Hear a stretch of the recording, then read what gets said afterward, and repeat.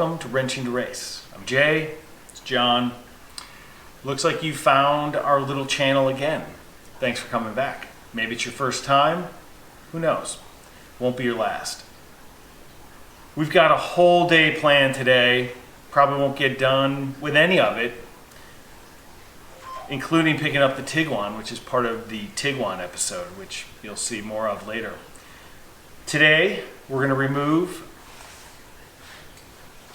the stock proportioning valve for this Volkswagen GTI that is mounted in the middle of the car instead of on the rear swing arm.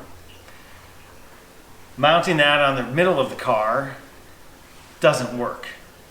So last year we had no brakes in the rear, we just had front brakes. And what front brakes we had weren't very good. So we're going to mount up a new, what is that, a Wilwood? This is Wilwood, yes. We only buy the finest products. It's a Wilwood proportioning valve. Goes from a bunch to 0, so that we should be able to find out how much we want in there. We got to do a whole bunch of fittings, which are these. Make some flares, bubble flares, other kinds of flares. And then once we're done with that, we're going to bleed the brakes, which is not exciting. So stay tuned for a really, really good episode. And time lapse. Tons of time lapse. We know you love it. All right. Let's get to it.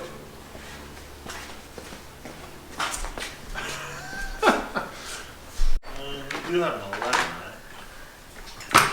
All right.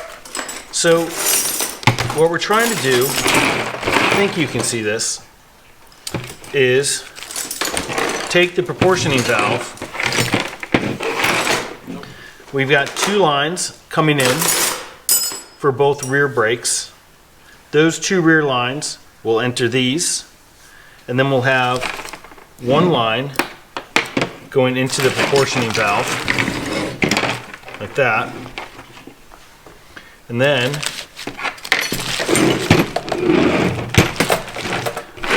we'll have 1 line coming out, going to that one, and then we'll have these 2 lines. Uh-oh, little spider. Talk to him. I'm trying to set him free. Let him be. It's free. So these 2 lines will then go out to the rear brakes on the car. So of course, we don't have all metric stuff.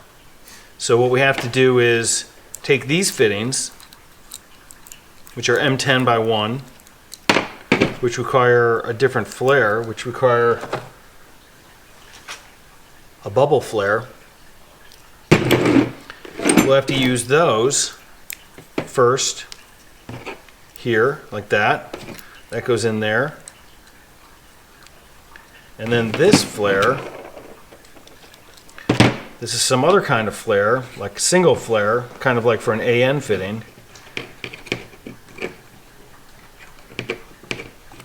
That will go like that. Where's there a cylinder down? Oh, and we have on the brakes on the brake lines that we're removing, one has a residual pressure valve, which we got to put it on the one side.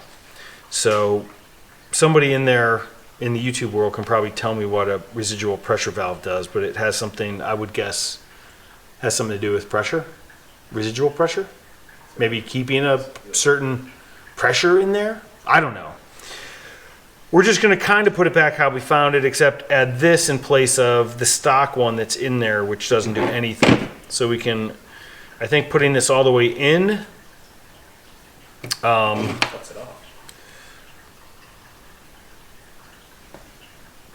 I think it gives you more braking. I think the needle valve somehow it's, I don't know, reversed or something. It doesn't matter. We'll figure it out once we get it in there. But this is the basic setup. So what I'm going to do is start making my flares. And I think there's probably people out there that make much better flares than I'm going to end up doing. So I'm not going to really show you what I do unless they end up coming out really nicely. So for now, stand by for some amazing time lapse. Grab a tea, coffee, and enjoy the work.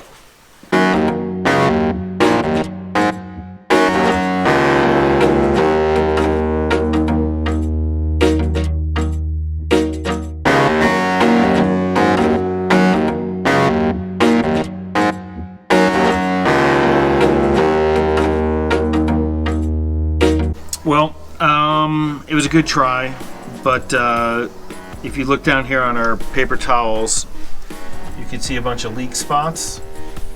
And that's basically because we weren't doing double flares on the non-metric bubble flare fittings.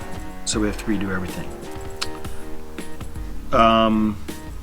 Not a huge deal, but just kind of a waste of fucking 2 hours.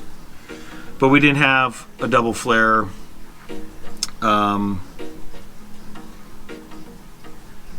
thingy.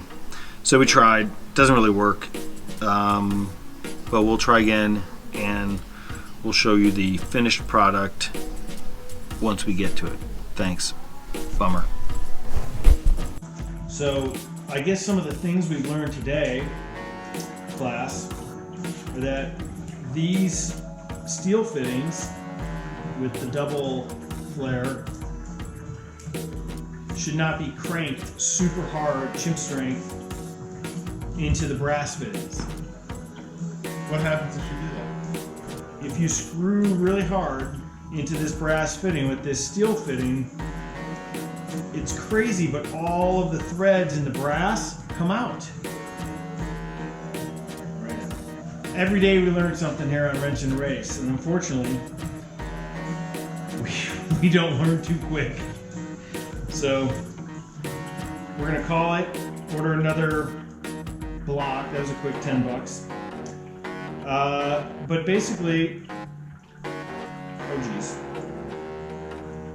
this is kind of what the deal is. What's the trajectory of brake fluid? Brake fluid comes in here, residual pressure valve.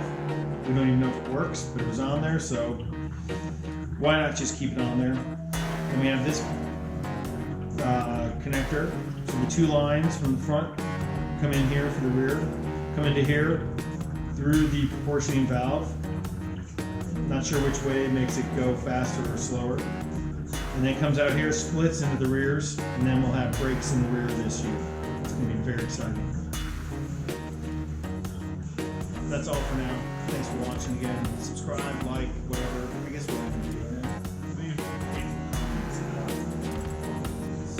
Yeah, just tell us everything we're doing wrong, because we don't hear it enough. We want to hear it more.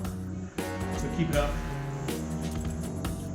For now, thanks, and we'll get back to this soon.